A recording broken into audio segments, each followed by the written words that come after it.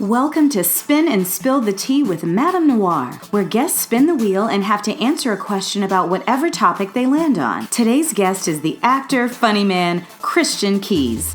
So I was sitting across the room and I wondered if I could buy you a drink. You come here often?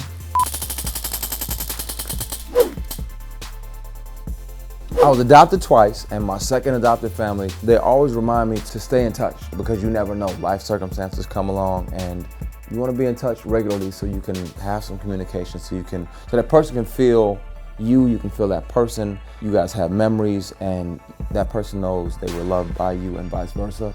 Try to do that as much as possible. I do a much better job now than I used to because of what Mother told me. Did you miss me?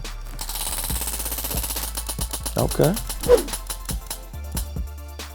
I object! No, okay, In Contempt is amazing. First of all, I get to work with the incredible, talented, beautiful Erica Ash.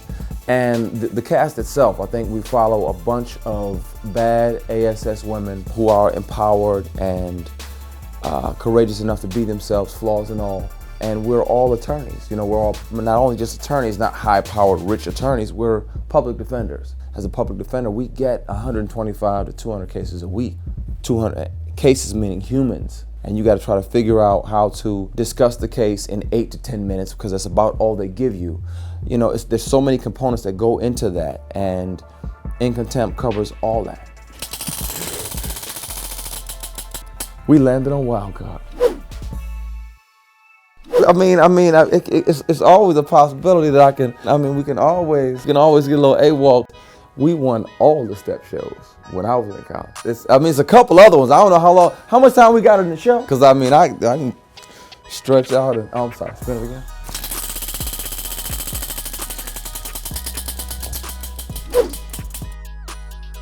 It's dangerous dating somebody that you work with because while it's great, it's gonna be phenomenal. Y'all gonna be sneaking away to trailers and doing stuff y'all ain't got no business doing, not that I've ever done this. You see my halo.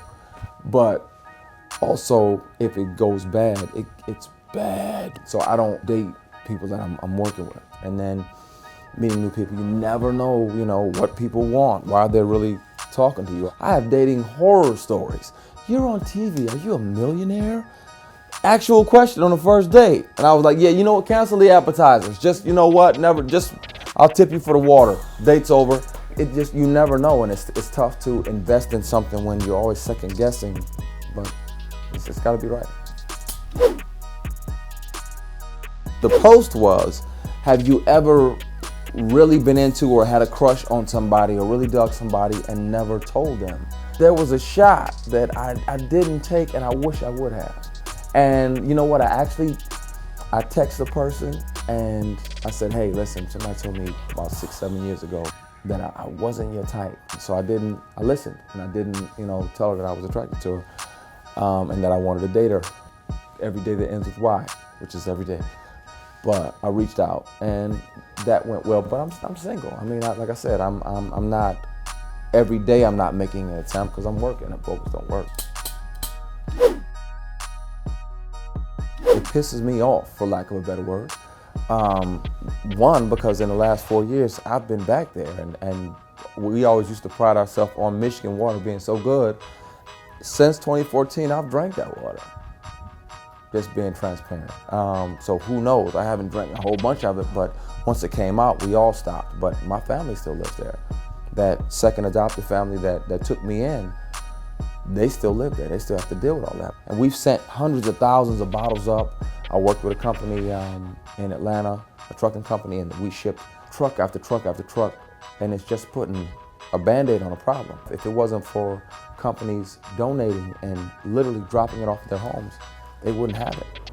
And they would have to be forced to drink that crap, and they still gotta pay for it. Nobody in Flint, Michigan should have to pay a water bill, and the government should step in and make sure that.